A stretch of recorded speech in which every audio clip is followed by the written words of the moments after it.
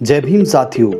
आज मैं एक ऐसी महान शख्सियत की कहानी आपके सामने लेकर आया हूँ जिसका नाम दलित साहित्य के इतिहास में स्वर्णिम अक्षरों में लिखा जाता है। दोस्तों, दलित साहित्य के इतिहास के आसमान के ऊपर एक ध्रुव तारा चमकता है और उस ध्रुव तारे का नाम है ओम प्रकाश वाल्मीकि। दोस्तों, ओम प्रकाश वाल्मीकि दलित साहित्य की एक ऐसी महान शख्सियत हैं जिनके बारे में जितना भी लिखा गया है, जितना भी बोला गया है, वो कम है। दोस्तों, दलित साहित्य में ओम प्रकाश वाल्मीकि की देन अतुलनीय रही है। उनकी पुस्तक जूठन, जिसे कि पूरे विश्व भर में सराहा गया, जिसे पूरे विश्व भर में सभी ने सर आंखों पर रखा, उस पुस्तक का ऑडियो बुक मैं आज आपके सामने लेकर आया हूँ। दोस्तों, ओम प्रकाश वाल्मीकि जी ने अपने बचपन से लेकर अपनी युवा अवस्था और युवा अवस्था के बाद अपने आगे के जीवन को विस्तार से इस पुस्तक में बताया है।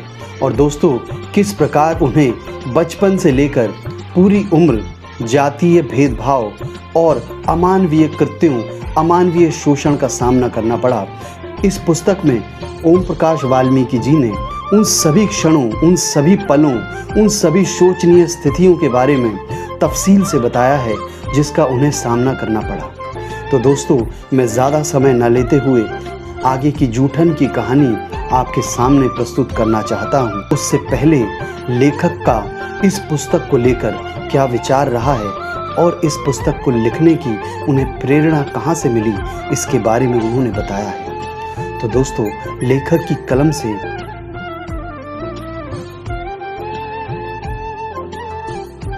दलित जीवन की पीड़ाएं असहनीय और दग्ध हैं। ऐसे अनुभव जो साहित्यिक अभिव्यक्तियों में स्थान नहीं पा सके। एक ऐसी समाज व्यवस्था में हमने सांस ली है जो बेहद क्रूर और अमानवीय है, दलितों के प्रति असंवेदनशील भी है। अपनी व्यथा कथा को शब्दबद्ध करने का विचार काफ़ी समय से मन में था, लेकिन प्रयास करने के बाद भी सफलता नहीं मिल रही थी। कितनी ही बार लिखना शुरू किया और हर बार लिखे पन्ने फाड़ दिए। कहाँ से शुरू करूं और कैसे, यह दुविधा थी। कुछ मित्रों की राय थी आत्मकथा के बजाय उपन्यास लिखो। अचानक दिसंबर 1993 में राजकिशोर जी का पत्र आया। वे आज के प्रकाशन श्रृंखला में हरिजन से दलित पुस्तक की योजना बना रहे थे। वे चाहते थे उस पुस्तक के लिए 10-11 पृष्ठों में अपने अनुभव आत्मकथा शैली में लिखूं। उनका आग्रह था अनुभव सच्चे एवं प्रमाणित होने चाहिए। पात्रों के नाम चाहे तो बदल भी सकते हैं। राजकिशोर जी के इस पत्र ने मेरे मन में बेचैनी सी पैदा कर दी। कुछ दिन दुविधा में निकल गए, एक पंक्ति तक नहीं लिख पाया। इसी बीच राजकिशोर जी का दूसरा पत्र आ गया था, अल्टीमेटम के साथ। जनवरी 1994 के अंत तक सामग्री भेजो, पुस्तक प्रेस में जाने के लिए तैयार है। पता नहीं राजकिशोर जी के उस पत्र में ऐसा क्या था। मैंने उसी रात अपने शुरुआती दिनों के कुछ पृष्ठ लिख डाले और अगले ही दिन राजकिशोर जी को भेज दिए। सप्ताह भर उत्तर की प्रतीक्षा की। फोन पर बात हुई, उस सामग्री को वे छाप रहे थे। हरिजन से दलित पुस्तक में पहला ही शीर्षक था एक दलित की आत्मकथा। पुस्तक छपते ही पाठकों के पत्रों का सिलसिला शुरू हो गया था। दूर दराज ग्रामीण क्षेत्रों तक से पाठकीय प्रतिक्रियाएं मिली थी। दलित वर्ग के पाठकों को उन पृष्ठों में अपनी पीड़ा दिखाई दे रही थी। सभी का आग्रह था मैं अपने अनुभवों को विस्तार से लिखूं। इन अनुभवों को लिखने में कई प्रकार के खतरे थे। एक लंबी जद्दोजहद के बाद मैंने सिलसिलेवार लिखना शुरू किया। तमाम कष्टों, यातनाओं, उपेक्षाओं, प्रताड़नाओं को एक बार फिर जीना पड़ा। उस दौरान गहरी मानसिक यातनाएं मैंने भोगी। स्वयं को परत दर परत उधेड़ते हुए कई बार लगा कितना दुखदाई है यह सब। कुछ लोगों को यह अविश्वसनीय और अतिरंजनापूर्ण लगता है। कुछ मित्र हैरान थे, अभी से आत्मकथा लिख रहे हो। उनसे मेरा निवेदन है, उपलब्धियों की तराजू पर यदि मेरी इस व्यथा कथा को रखकर तौलोगे तो कुछ हाथ नहीं लगेगा। एक मित्र की यह भी सलाह थी कि मैं आत्मकथा लिखकर अपने अनुभवों का मूलधन खा रहा हूँ। कुछ का यह भी कहना था कि खुद को नंगा करके आप अपने समाज की हीनता को ही बढ़ाएंगे। एक बेहद आत्मीय मित्र को भय सता रहा है। उन्होंने लिखा, आत्मकथा लिखकर आप अपनी प्रतिष्ठा ही न खो दें। जो सच है उसे सबके सामने रख देने में संकोच क्यों? हमारे यहाँ ऐसा नहीं होता। यानी अपने आप को श्रेष्ठ साबित करने का भाव। उनसे मेरा निवेदन है, इस पीड़ा के दंश को वही जानता है जिसे सहना पड़ा। इस प्रक्रिया में ऐसा बहुत कुछ है जो लिखा नहीं गया है। मैं लिख नहीं पाया, मेरी सामर्थ्य से बाहर था। इसे आप मेरी कमजोरी मान सकते हैं। पुस्तक का शीर्षक चयन करने में श्रद्धेय राजेंद्र यादव जी ने बहुत मदद की। अपने व्यस्त जीवन से समय निकालकर पांडुलिपि को पढ़ा, सुझाव दिए। जूठन शीर्षक भी उन्होंने ही सुझाया। उनका आभार व्यक्त करना मात्र औपचारिकता होगी। उनके सुझाव और मार्गदर्शन मेरे लिए महत्ता रखते हैं। कमल भारती और डॉक्टर शिवराज सिंह बेचैन ने इस दौरान मानसिक संबल दिया और अंत में अशोक महेश्वरी जी, उनके बगैर यह पुस्तक शायद पूरी न हो पाती। इसे छापने में उन्होंने जो रुचि दिखाई, उससे मेरी बहुत सी समस्याओं का समाधान स्वतः ही हो गया। ओम प्रकाश वाल्मीकि। और दोस्तों, कहानी यहाँ से शुरू होती है। हमारा घर चंद्रभान तगा के घेर से सटा हुआ था। उसके बाद कुछ परिवार मुसलमान जुलाहों के थे। चंद्रभान तगा के घेर के ठीक सामने एक छोटी सी जोहड़ी, जोहड़ का स्त्रीलिंग थी, जिसने चूहड़ों के बगड़ और गांव के बीच एक फासला बना दिया था। जोहड़ी का नाम डब्बो वाली था। डब्बो वाली नाम कैसे पड़ा कहना मुश्किल है। हाँ, इतना ज़रूर है कि इस डब्बो वाली जोहड़ी का रूप एक बड़े गड्ढे के समान था, जिसके एक ओर तगाओं के पक्के मकानों की ऊंची दीवारें थीं, जिनसे समकोण बनाती हुई झीवरों के 2-3 परिवारों के कच्चे मकानों की दीवारें थीं। उसके बाद फिर तगाओं के मकान थे। जोहड़ी के किनारे पर चूहड़ों के मकान थे, जिनके पीछे गांव भर की औरतें, जवान लड़कियां, बड़ी बूढ़ी, यहाँ तक कि नई नवेली दुल्हनें भी इसी डब्बो वाली के किनारे खुले में टट्टी फरागत के लिए बैठ जाती थी। रात के अंधेरे में नहीं, दिन के उजाले में भी पर्दों में रहने वाली त्यागी महिलाएं घूंघट काढ़े, दुशाला ओढ़े इस सार्वजनिक खुले शौचालय में निवृत्ति पाती थी। तमाम शर्म लिहाज छोड़कर वे डब्बो वाली के किनारे गोपनीय जिस्म उघाड़ कर बैठ जाती थी। इसी जगह गांव के लड़ाई झगड़े गोल मेज कॉन्फ्रेंस की शक्ल में चर्चित होते थे। चारों तरफ गंदगी भरी होती थी, ऐसी दुर्गंध कि मिनट भर में सांस घुट जाए। तंग गलियों में घूमते सुअर, नंग धड़ंग बच्चे, कुत्ते, रोजमर्रा के झगड़े, बस यह था वह वातावरण जिसमें बचपन बीता। इस माहौल में यदि वर्ण व्यवस्था को आदर्श व्यवस्था कहने वालों को 2-4 दिन रहना पड़ जाए तो उनकी राय बदल जाएगी। उसी बगड़ में हमारा परिवार रहता था। 5 भाई बहन, 2 चाचा, 1 ताऊ का परिवार। चाचा और ताऊ अलग रहते थे। घर में सभी कोई न कोई काम करते थे। फिर भी 2 जून की रोटी ठीक ढंग से नहीं चल पाती थी। तगाओं के घरों में साफ सफाई से लेकर खेती बाड़ी, मेहनत मजदूरी सभी काम होते थे। ऊपर से रात बेरात बेगार करनी पड़ती थी। बेगार के बदले में कोई पैसा या अनाज नहीं मिलता था। बेगार के लिए न कहने की हिम्मत किसी में नहीं थी। गाली गलौज, प्रताड़ना अलग। नाम लेकर पुकारने की किसी को आदत नहीं थी। उम्र में बड़ा हो तो ओ चूड़े, बराबर या उम्र में छोटा हो तो अबे चूड़े के, यही तरीका या संबोधन था।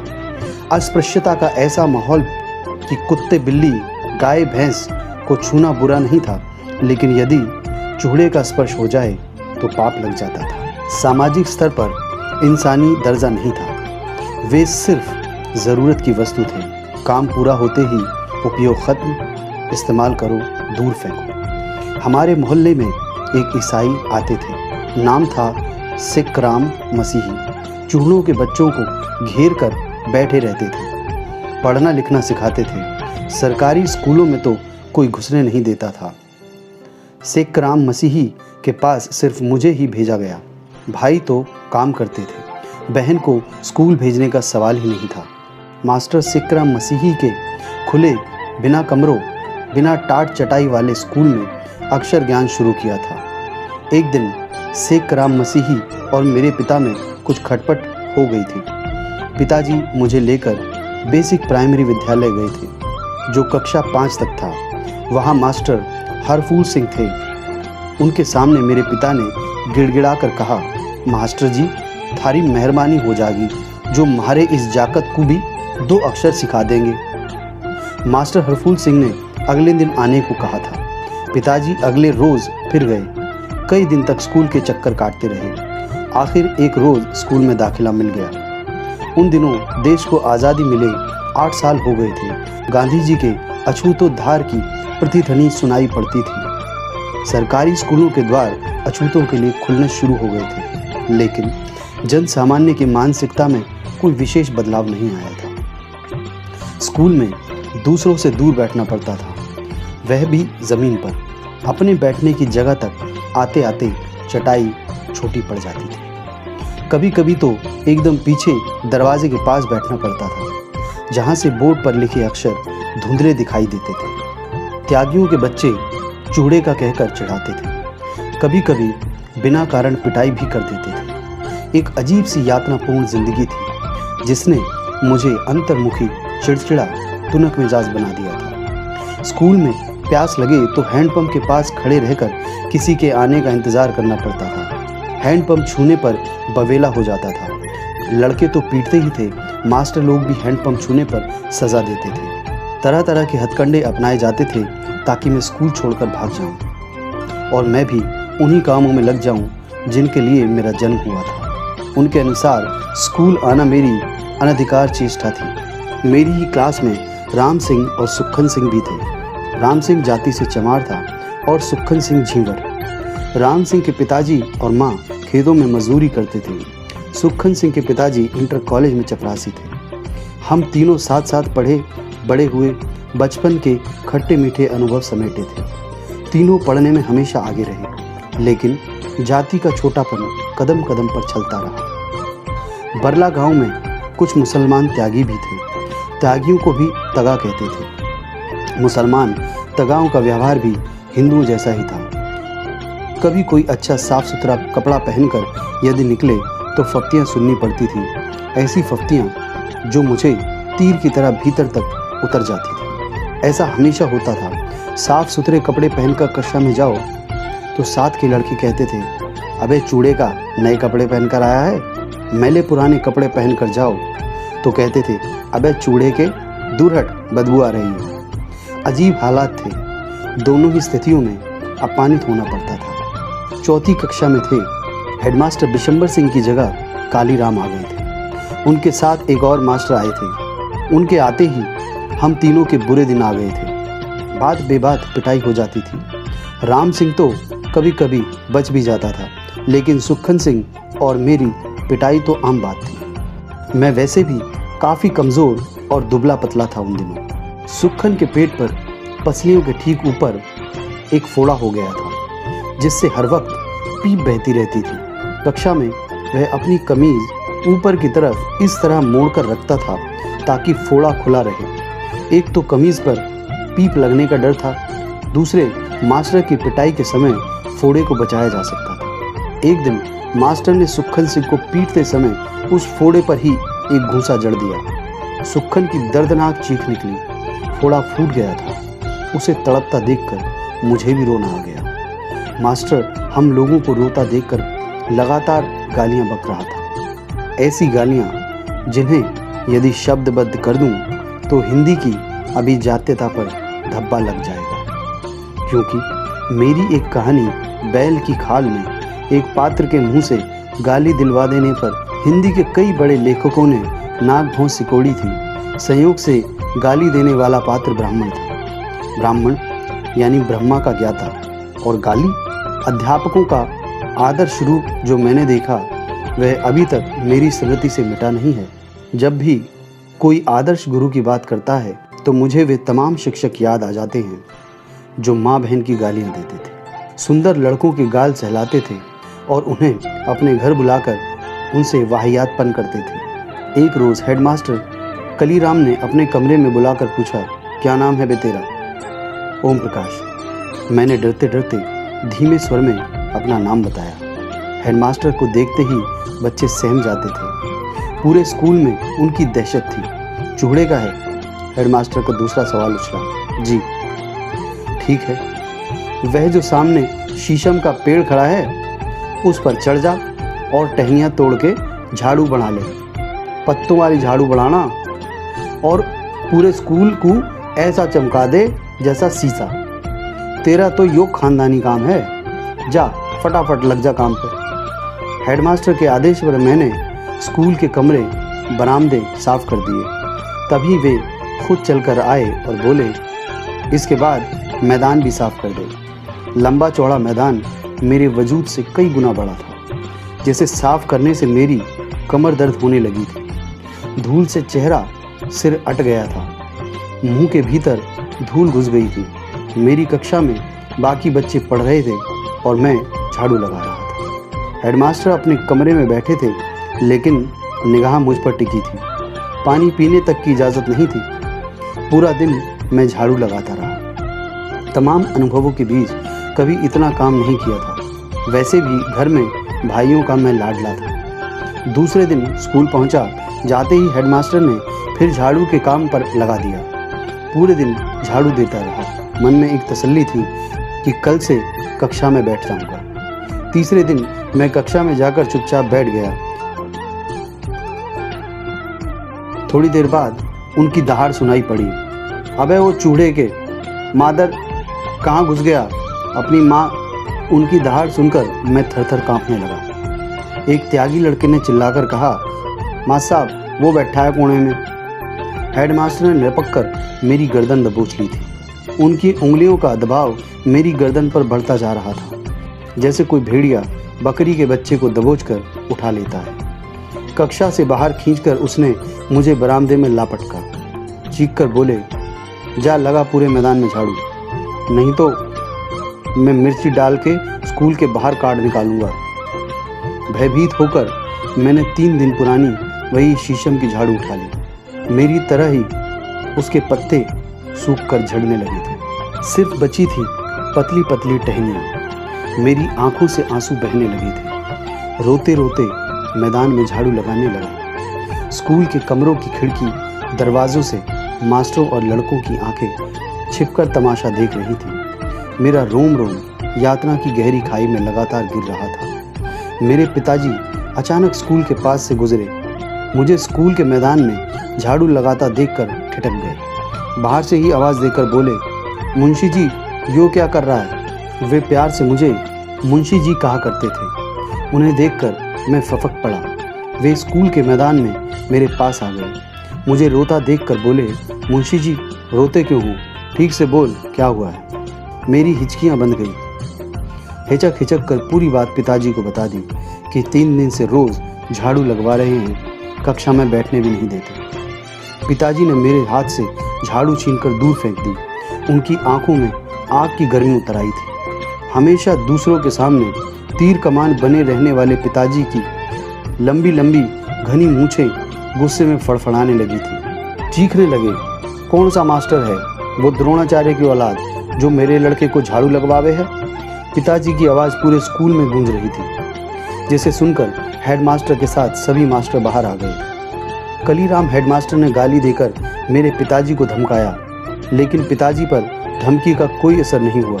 उस रोज़ जिस साहस और हौसले से पिताजी ने हेडमास्टर का सामना किया, मैं उसे कभी भूल नहीं पाया। कई तरह की कमजोरियां थी पिताजी में, लेकिन मेरे भविष्य को जो मोड़ उस रोज़ उन्होंने दिया, उसका प्रभाव मेरी शख्सियत पर पड़ा। हेडमास्टर ने तेज़ आवाज़ में कहा था, ले जा इसे यहाँ से, चूड़ा होकर पढ़ाने चला है, जा चला जा, नहीं तो हाड़ गोड़ तुड़वा दूंगा। पिताजी ने मेरा हाथ पकड़ा और लेकर घर की तरफ चल दिए। जाते जाते हेडमास्टर को सुनाकर बोले, मास्टर हो इसलिए जा रहा हूँ, पर इतना याद रखिए मास्टर, यो चूड़े का यहीं पढ़ेगा इसी मदरसे में, और यो ही नहीं इसके बाद और भी आवेंगे पढ़ने को। पिताजी को विश्वास था गांव के त्यागी मास्टर कलीराम की इस हरकत पर उसे शर्मिंदा करेंगे, लेकिन हुआ ठीक उल्टा। जिसका दरवाज़ा खटखटाया यही उत्तर मिला। क्या करोगे स्कूल भेज के? या कौवा भी कभी हंस बन सके? तुम अनपढ़ गंवार लोग क्या जानो विद्या ऐसे हासिल न होती।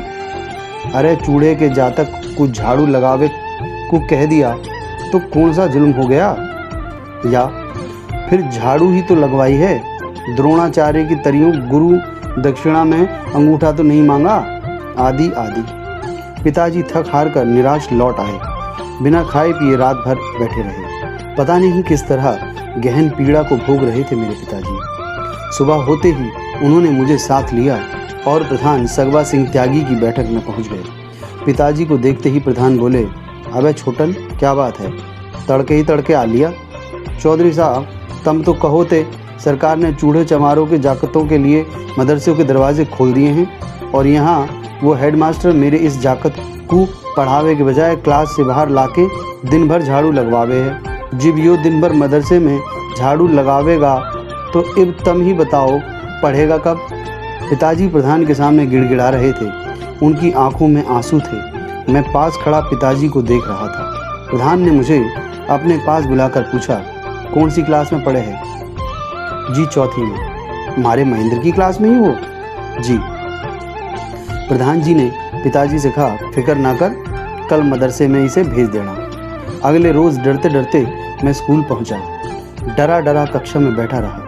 हर क्षण लगता था अब आया हेडमास्टर, अब आया। जरा सी आहट पर दिल घबराने लगता था। उसके बाद स्थिति सामान्य हो गई थी, लेकिन कलीराम मास्टर को देखते ही मेरी रूह कांप जाती थी। लगता जैसे सामने से मास्टर नहीं कोई जंगली सुअर थूथनी उठाए चिचियाता आ रहा है। गेहूं की फसल कटने के वक्त मोहल्ले के सभी लोग तगाओं के खेतों में गेहूं काटने जाते थे।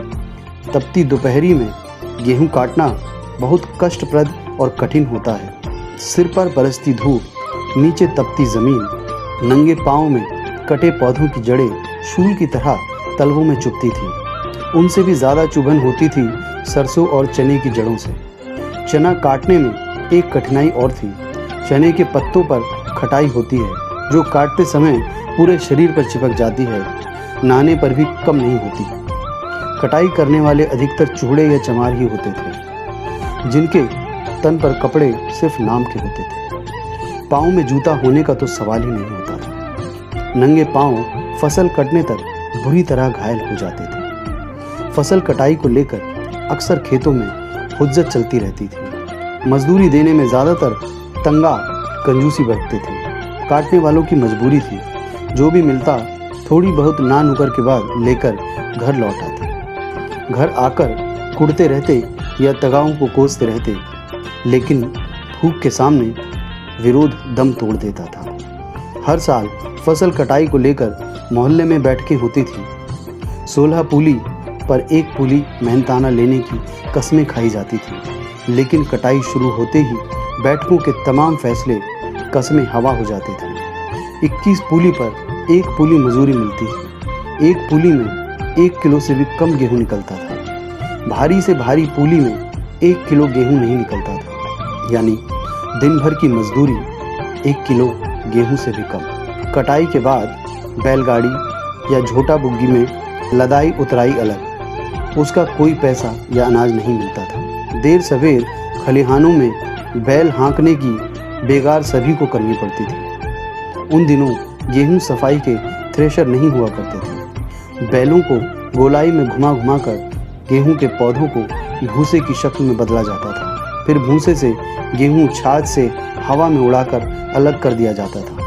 यह एक काफ़ी लंबा और थका देने वाला काम था, जिसे अधिकतर चमार या चूड़ा ही करते थे। मेरी माँ इन सब मेहनत मजदूरियों के साथ साथ 8-10 तगाओं, हिंदू मुसलमान के घर तथा घेर, मर्दों का बैठक खाना तथा मवेशियों को बांधने की जगह मैं साफ सफाई का काम करती थी। इस काम में मेरी बहन, बड़ी भाभी तथा जसबीर और जनेसर 2 भाई माँ का हाथ बटाते थे। बड़ा भाई सुखबीर तगाओं के यहाँ वार्षिक नौकर की तरह काम करता था। प्रत्येक तगा के घर में 10 से 15 मवेशी सामान्य बात थी। उनका गोबर उठाकर गांव के बाहर कुरड़ियों पर या उपले बनाने की जगह पर डालना पड़ता था। प्रत्येक घेर से रोज 5-6 टोकरे गोबर निकलता था। सर्दी के महीनों में यह काम बहुत कष्टप्रद होता था। गाय भैंस और बैलों को सर्दी से बचाने के लिए बड़े बड़े दालानों में बांधा जाता था, जिनमें गन्ने की सूखी पाती या फूस बिछा होता था। रात भर जानवरों का गोबर और मूत्र पूरे दालान में फैल जाता था। 10-15 दिनों में एक बार पाती बदली जाती थी या उनके ऊपर सूखी पाती बिछा दी जाती थी। इतने दिनों में दालानों में भरी दुर्गंध से गोबर ढूंढ ढूंढ के निकालना तकलीफदेह होता था। दुर्गंध से सिर भिन्ना जाता था। इन सब के बदले मिलता था 2 जानवर पीछे फसल के समय 5 सेर अनाज, यानी लगभग 2.5 किलो अनाज। 10 मवेशी वाले घर से साल भर में 25 सेर, लगभग 12-13 किलो अनाज। दोपहर को प्रत्येक घर से एक बची खुची रोटी, जो ख़ास तौर पर चूहों को देने के लिए आटे में भूसी मिलाकर बनाई जाती थी। कभी कभी झूठन भी भंगन की टोकरी में डाल दी जाती थी। शादी ब्याह के मौक़ों पर जब मेहमान या बाराती खाना खा रहे होते थे तो चूड़े दरवाजे के बाहर बड़े बड़े टोकरे लेकर बैठे रहते थे। बारात के खाना खा चुकने पर जूठी पत्तलें उन टोकरों में डाल दी जाती थी, जैसे घर ले जाकर वे जूठन इकट्ठी कर लेते थे। पूरी के बचे खुचे टुकड़े, एक आधा मिठाई का टुकड़ा, थोड़ी बहुत सब्जी पत्तल पर पाकर बाँछें खिल जाती थी। जूठन चटकारे लेकर खाई जाती थी। जिस बारात की पत्तलों से जूठन कम उतरती थी, कहा जाता था भुक्खड़ लोग आ गए हैं बारात में, जिन्हें कभी खाने को कुछ नहीं मिला, सारा चट कर गई। अक्सर ऐसे मौक़ों पर बड़े बूढ़े ऐसी बारातों का जिक्र बहुत ही रोमांचक लहजे में सुनाया करते थे कि उस बारात से इतनी जूठन आई थी कि महीनों तक खाते रहे थे। पत्तलों से जो पूरियों के टुकड़े एकत्र होते थे, उन्हें धूप में सुखा लिया जाता था। चारपाई पर कोई कपड़ा डालकर उन्हें फैला दिया जाता था। अक्सर मुझे पहरे पर बैठाया जाता था, क्योंकि सूखने वाली पूरियों पर कौवे, मुर्गियाँ, कुत्ते अक्सर टूट पड़ते थे। ज़रा सी आंख बची कि पूरियाँ साफ, इसलिए डंडा लेकर चारपाई के पास बैठना पड़ता था। ये सूखी पूरियाँ बरसात के कठिन दिनों में बहुत काम आती थीं। इन्हें पानी में भिगोकर उबाल लिया जाता था। उबली हुई पूरियों पर बारीक मिर्च और नमक डालकर खाने में मज़ा आता था। कभी कभी गुड़ डालकर लुगदी जैसा बना लिया जाता था, जिसे सभी चाव से खाते थे। आज जब मैं इन बातों के बारे में सोचता हूँ तो मन के भीतर कांटे उगने लगते हैं। कैसा जीवन था! दिन रात मर खपकर भी हमारे पसीने की कमाई मात्र जूठन। फिर भी किसी को कोई शिकायत नहीं, कोई शर्मिंदगी नहीं, कोई पश्चाताप नहीं। जब मैं छोटा था, माँ के साथ जाता था। माँ पिताजी का हाथ बटाने त्यागियों के खाने को देखकर अक्सर सोचा करता था कि हमें ऐसा खाना क्यों नहीं मिलता। आज जब मैं सोचता हूँ तो जी मितलाने लगता है। अभी पिछले वर्ष मेरे निवास पर सुखदेव सिंह त्यागी का पोता सुरेंद्र आया था, किसी इंटरव्यू के सिलसिले में। गांव से मेरा पता लेकर आया था। रात में रुका। मेरी पत्नी ने उसे यथासंभव अच्छा खाना खिलाया। खाना खाते खाते वह बोला, भाभी जी, आपके हाथ का खाना तो बहुत जायकेदार है। हमारे घर में तो कोई भी ऐसा खाना नहीं बना सकता। उसकी बात सुनकर मेरी पत्नी तो खुश हुई, लेकिन मैं काफ़ी देर विचलित रहा। बचपन की घटनाएं स्मृति का दरवाज़ा खटखटाने लगी। सुरेंद्र तब पैदा भी नहीं हुआ था। उसकी बड़ी बुआ यानी सुखदेव सिंह त्यागी की लड़की की शादी थी। उनके यहाँ मेरी माँ साफ सफाई करती थी। शादी से 10-12 दिन पहले से माँ पिताजी ने सुखदेव सिंह त्यागी के घर आंगन से लेकर बाहर तक के अनेक काम किए। बेटी की शादी का मतलब गांव भर की इज्जत का सवाल था, कहीं कोई कमी न रह जाए। गांव भर से चारपाइयाँ ढो ढोकर जनवासे में इकट्ठा की थी पिताजी ने। बारात खाना खा रही थी। माँ टोकरा लिए दरवाजे के बाहर बैठी थी। मैं और मेरी छोटी बहन माया माँ से सिमटे बैठे थे, इस उम्मीद में कि भीतर से जो मिठाई और पकवानों की महक आ रही है वह हमें भी खाने को मिलेगी। जब लोग खाकर चले गए तो मेरी माँ ने सुखदेव सिंह त्यागी को दालान से बाहर आते देखा। कहा, चौधरी जी, अब तो सब खाना खा के चले गए। हमारे जाकतों को भी एक पत्तल पर धर के कुछ दे दो, वो भी तो इस दिन का इंतज़ार कर रहे थे। सुखदेव सिंह ने झूठी पत्तलों से भरे टोकरी की तरफ इशारा करके कहा, टोकरा भर तो जूठन ले रही है, ऊपर से जाकतों के लिए खाना मांग रही है। अपनी औकात में रह चूड़ी, उठा टोकरा दरवाजे से और चलती बन। सुखदेव सिंह त्यागी के ये शब्द मेरे सीने में चाकू की तरह उतर गए थे, जो आज भी अपनी जलन से मुझे झुलसा रहे हैं। उस रोज़ मेरी माँ की आंखों में दुर्गा उतर आई थी। माँ का वैसा रूप पहली बार देखा था। माँ ने टोकरा वहीं बिखेर दिया। सुखदेव सिंह से कहा, इसे ठाके अपने घर में धर ले, कल तड़के बारातियों को नाश्ते में खिला देना। हम दोनों भाई बहनों का हाथ पकड़ के तीर की तरह उठकर चल दी थी। सुखदेव सिंह माँ पर हाथ उठाने के लिए झपटा था, लेकिन मेरी माँ ने शेरनी की तरह सामना किया था, बिना डरे। उसके बाद माँ कभी उनके दरवाजे पर नहीं गई और झूठन का सिलसिला भी उस घटना के बाद बंद हो गया। वही सुखदेव सिंह मेरे निवास पर एक बार आया था।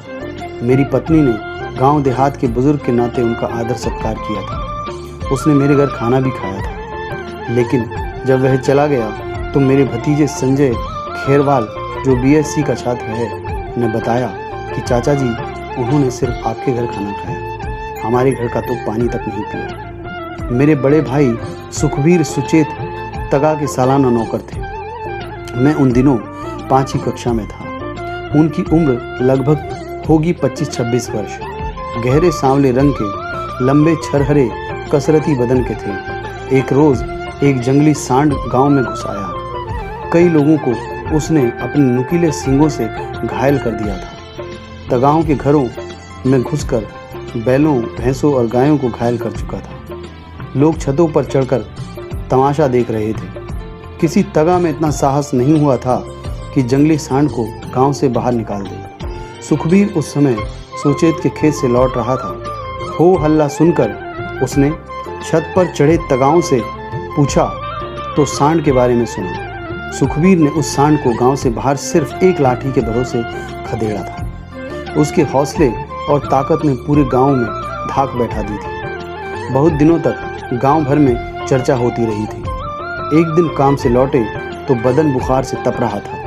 हफ्ते भर बिस्तर पर पड़े रहे, उचित दवा दारू और बिना इलाज के चल बसे। परिवार पर जैसे गाज गिर पड़ी। सब कुछ तितर बितर हो गया था। इस हादसे से पिताजी बुरी तरह टूट गए थे। माँ का हाल यह था कि थोड़ी थोड़ी देर बाद मूर्छित हो जाती थी। भाभी छोटी उम्र में ही विधवा हो गई थी। घर की हालत, जो भाई के कारण सुधर रही थी, अचानक एक खतरनाक मोड़ पर आ गई थी। जब से भाई ने काम करना शुरू किया था, कोई भी छोटा भाई बहन, भाभी किसी तगा के घर में काम करने नहीं जाता था। पिताजी, चाचा मेहनत मजदूरी के लिए सड़क बनाने वाले ठेकेदार या और कोई ऐसा ही काम जो भी मिल जाए करने लगे थे। मुझे अच्छी तरह याद है, भाई के रहते मेरी बड़ी भाभी और छोटी बहन घर से बाहर नहीं निकली। मैंने कभी किसी के घर जाकर झाड़ू नहीं लगाई।